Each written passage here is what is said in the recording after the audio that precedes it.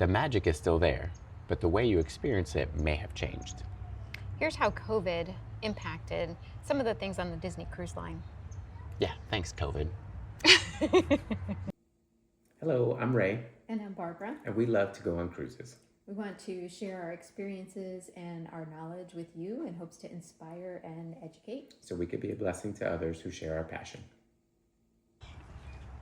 So one of the first ways that we've noticed Disney Cruise Line has changed a bit since COVID is the previous cruises we've been on had these paper navigators that were very colorful and beautiful and had all the listed activities for the day. You would have that to your room and then you would take it, and that's how we would see what we were planning for the next day.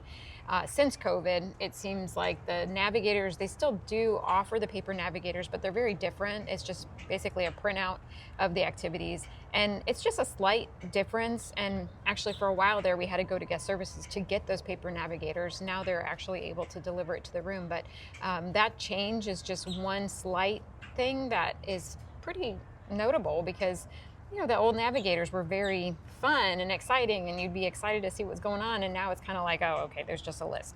And that's just, one thing that we've noticed since then. Yeah, I think, Disney Cruise Line, I think it started in like 1998, so it's been around for a long time.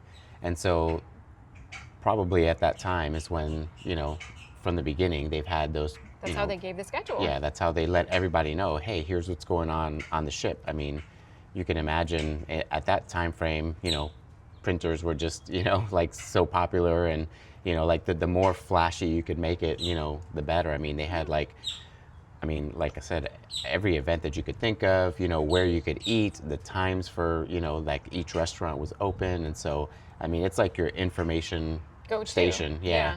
Yeah, and back then you didn't have to have your phone, really. I would lock my phone away for the whole time. That was before they started getting Wi-Fi in there, so you just lock your phone up, forget about it.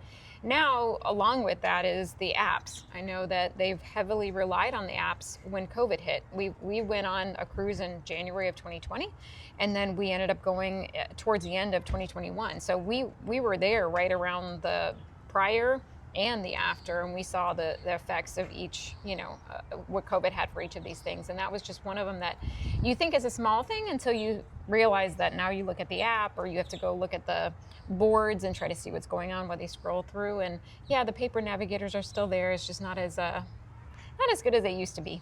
Yeah. Come to think about it, actually, what you were just saying is we actually were very fortunate that COVID, as you all probably know, it hit in March of 2020. That's when things really got underway. Yeah, and we had gone, so we go on an annual Disney cruise that we started, when our 19-year-old daughter, it was, I think, 9 months old, right? And so we've been on a yearly Disney cruise ever since then. That's just been our family annual tradition. And sometimes more. Yeah, and sometimes more. So we went in January of 2020. And then, as you all probably remember, all the cruise lines got shut down, everything for all of 2020. And then in 2021, in the summer of 2021 was when they started reopening slightly. late summer. I think it was like August of 2021. And then I think we went in September, we tried to go in September. That's right. And there was an issue, which that's a whole other story. But we ended up going in October. And it was really bizarre too. They would make us wear masks for the pictures, and I'm like, this is so bizarre. It was very bizarre. Which can lead us to the second point, which has changed, is during the time of during the time of COVID, the muster drill was actually very efficient. They didn't want everybody grouping, so which made sense. Yeah. So we watched either on the boards, the TV, the TVs on the sides, or on our phone or whatever. They would have us watch the drill and then check in, which a lot of good has come from that, because the other cruise lines still do that to this day. So you go, you get checked in, you watch the movie, except Disney has reverted back to the old ways of the muster drill. And that is unfortunate, because you have to go and sit with everybody, and people are coughing and sneezing, and you're like, what is this? Yeah, I mean, and waste an hour. And I mean, the crazy thing is that something like that global pandemic that we had, it sort of brought awareness that if you're in close quarters like that, the likelihood of you picking up a contagious disease is much higher. Yeah. And so, yeah, COVID's calmed down and everything like that, but still, there's flu. Still, yeah, there's a whole going bunch of stuff around. going There's, norovirus, Yeah. which has been around since the beginning of time, And so, certainly, I mean, even the last cruise that we went on, it was a little bit better in the sense that it was inside the. Well, it depends on where you're located. It Yeah. does depend on where you're located, whether you're outside or inside or Right, whatever. right. So that's kind of irrelevant. We got fortunate to be inside, but and then going along with that, shoot, I thought of something while you were talking. Was it the wave phones? Well, we can go into the wave phones. It was something different, Yeah. but we'll go into the wave phones. So another thing that has changed, which unfortunately, I was going to go into hand washing. We'll do that later. Unfortunately, so Disney Cruise Line had wave phones, which were a way to communicate on the ship. They would have them in your rooms, and it was perfect timing for us actually, because our daughter was at a point that she could go to the kids club on her own. Actually, when I think she was 13, was she 13? I think so. Yeah, she went to Edge or something, and we're like, do we have to sign her in and sign her out? And they're like, no, they just come and go as they please. And we're like, whoa, wait a second, our daughter can come and go. So we're like, okay, you take the wave phone, you call us wherever you are, you call us on your way back to the room. And it was perfect because we could communicate live time on the phones. And even though, yes, they have the app and they allow you to message on the app nowadays, even though they got rid of the wave phones, it is definitely not the same. No. There's definitely a lag. You cannot have updated, Yeah, real-time the contact. messages on the app don't sometimes go through, and so like if you have like a VPN on your phone or something like that, we noticed that one time we went that like we had to like disable the VPN to be able to communicate Yeah. with each other on the app, and I mean It's it's just just a hassle. yeah, It's a like hassle. those wave phones were very well like established. They're efficient because it's like having a cell phone or almost like a landline on the ship, like that worked all the time. the And time. actually, I think They you can get off. communicated I don't know, you can get off of the phones. On Castaway Castaway? Key, couldn't you? I don't remember I that, thought it but worked. But I'm not sure.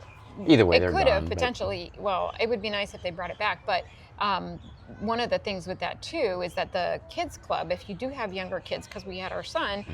in the kids club, so whenever he wanted to come back, they would just give us a call on the wave phone because you're not always in your room. Like Yeah. they could call the landline in the room when you're there and say, "Hey, your child wants to be picked up." But if you're out and about and you have the wave phones, it was direct communication. Right. Yeah. So that was an unfortunate thing that they got rid of and they haven't replaced. Yeah. So anyway, that was one thing. And then what I was going to say earlier, which I forgot, was about the hand washing because we were talking about communicable diseases and stuff. So one thing that I think has improved, and not just for Disney Cruise Line, but this is more of a Disney Cruise Line specific, is the actual hand washing stations when you go to the buffet. Now I know they still give the little Wipes. sanitizer wipes when you go Yeah. to the restaurants or something, so be it. But or maybe some of them have included the hand washing, but they actually put hand washing stations and they make sure you wash your hands, soap and water before you go into the buffet. Which again, with that kind of thing, they've changed from us grabbing everything to having the People employees serve you. Yeah. Yeah. So I mean, there are some things you can still grab yourself, but for the most part, that's another probably good thing overall because it does limit the contamination. Yeah, people, the people that don't wash their hands right and they're still touching stuff, Or and- sneezing or coughing and Yeah. so Yeah. good things, some good things, some bad things, I guess. Overall, And other cruise lines have done that too. right. You know. Well, that's what I was saying, but we're kind of catering. And then one other thing that we've noticed that's changed that I think I would like to see come back, but we have not seen it since we've just went on in January 2026. We just went on the Destiny, and I have not seen it unless I'm missing this. But they used to have an actual sanctioned pin trading. So we would go down, and they would have the officers lined up with the lanyards and the pins, and our kids would go and do a bunch of pin trading. It was like actually designated, and all the officers were there in their white uniforms, and it was a real fun time. And we bought so many pins to do it, and then when COVID hit, it was gone. So we have like 50 pins just waiting to be traded. But anyway, that was Yeah. just another thing that I just wish they would go back to this. If they're going to make the muster drill go back, I just wish they would also go back and look at these other things that were good before COVID. If you're going to bring the muster drill, stick us all like sardines, like why not have everything else? Yeah. That's just me babbling. But anyway, so those are some things that I've noticed since COVID time. Yeah. Anything else for you? I don't think so. I mean, I think those are the Those are the biggest main, things. yeah, the biggest things that stick out to me anyway. But if you have any other things that you've noted that the cruise lines have changed, I know we talked in one of our previous ones about the turnover service. Disney does still turn over twice, but I know some have reduced that since COVID. I'm not sure if they can say that's because of COVID or if that's just, I don't know, the wave of the future. But if you have any other things that you've noticed that's changed, we'd love to hear from you. Thank you, and please like and subscribe. We'll see you in the next video. Okay. So unless you're living under a rock, we had a major pandemic hit us in 2020 and lasted for a few years.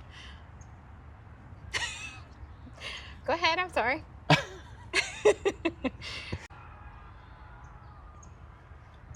The magic is still there, but the way you experience it may have changed. Here's how COVID may have impacted. No, sorry. The magic is still there. Gosh.